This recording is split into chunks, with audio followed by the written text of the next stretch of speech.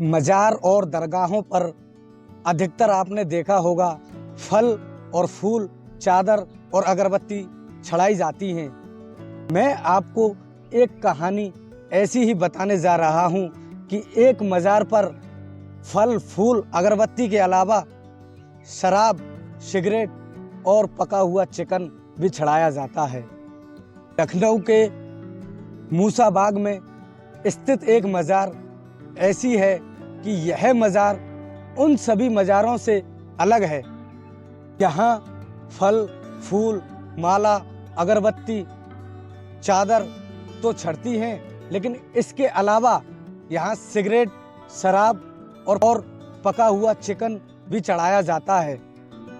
यहाँ ज़ियारत करने वाले लोगों का मानना है कि हम जब भी यहाँ आए प्रसाद चढ़ाया और हमारी मान्यता पूरी हो जाती है। यहाँ लोग जाकर उस मज़ार पर प्रसाद चढ़ाते हैं। फल, फूल, माला, चादर, अगरबत्ती, शराब, चिकन, सिगरेट आदि ये सब चढ़ाते हैं।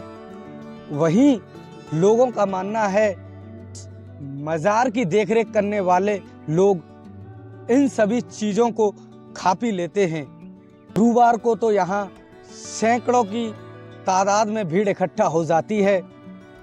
बसंत पंचमी और क्रिसमस वाले दिन यहाँ एक बड़ा आयोजन होता है और हजारों की तादाद में लोगों की भीड़ इकट्ठा होती है। जब इस मज़ार के बारे में हमको पता चला तो हमने हमारे एक टीम मेंबर आमिर खान को भेजकर वहाँ इस मज़ार के बारे में जानना चाहा। आमिर खान जब लखनऊ के मूसा बाग में पहुँचते हैं तो हमको वहाँ जाकर इस मज़ार के बारे में पूरी जानकारी देते हैं। मूसा बाग तो पूरी तरह से खंडर हो चुका है, लेकिन मज़ार को संरक्षित किया गया है। इस मज़ार को कैप्टन वेल के नाम से जाना जाता है। मूसा बाग खंडर को पार करते ही एक मज़ार दिखती है। वहाँ एक 70 साल का बुजुर्ग व्यक्ति उस मज़ार की देखरेख करता है। ये काम उन्हें उनके पूर्वजों के द्वारा मिला है।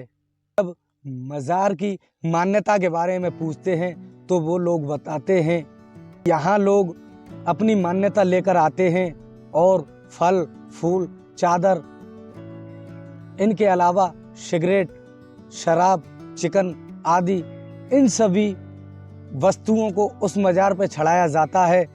यह मज़ार गोरे बाबा के नाम से मशहूर है। वो बाबा इतने गोरे थे कि उनका चेहरा चमकता हुआ दिखता था।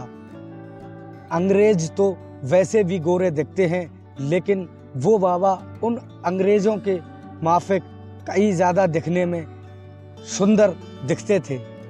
कैप्टन बाबा नाम पड़ने की एक वजह ये भी थी कि वो बाबा अंग्रेज सेना के कैप्टन थे, इसीलिए वो मरने के बाद कैप्टन बाबा के नाम से प्रसिद्ध हो गए।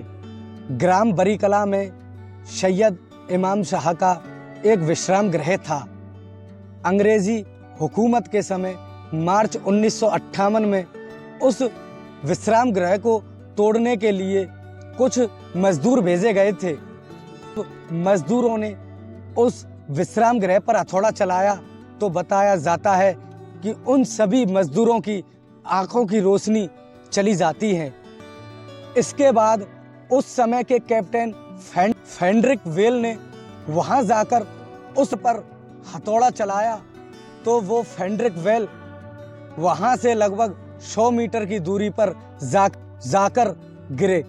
जिस जगह वो गिरे उनको मधुमक्खियों ने चारों तरफ से घेर लिया था। इस पर कैप्टन वेल अपनी गलती मानते हुए सैयद इमाम अली शाह से माफ़ी मांगते हैं और उनकी शरण में आ जाते हैं। इमाम अली शाह ने कैप्टन वेल को माफ़ करते हुए जहां वो गिरे थे वहां कैप्टन वेल की एक मज़ार बनवा दी थी। इस मज़ार पर सावन, बसंत पंचमी, उर्स जैसे अनेकों त्योहार बनाए जाते हैं। यहाँ सभी धर्मों के लोग अपनी अपनी मान्यताओं को लेकर आते हैं और सेवादारी में जो लोग वहाँ लगे हुए हैं वो इन चीज़ों का विशेष ध्यान रखते हैं कि कोई दुआ ताबीज़ के नाम पर कोई आने वाले लोगों को परेशान तो नहीं कर रहा, ठग तो नहीं रहा। इस चीज़ का वहाँ विशेष ध्यान रखा जाता है। महीने की हर नौचंदी पर वहाँ एक भव्य मेले का आयोजन होता है।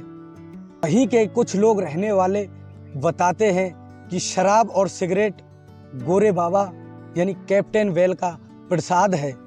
इसको कोई भी आने जाने वाला ग्रहण कर सकता है, कोई पर किसी भी प्रकार की रोक टोक नहीं है।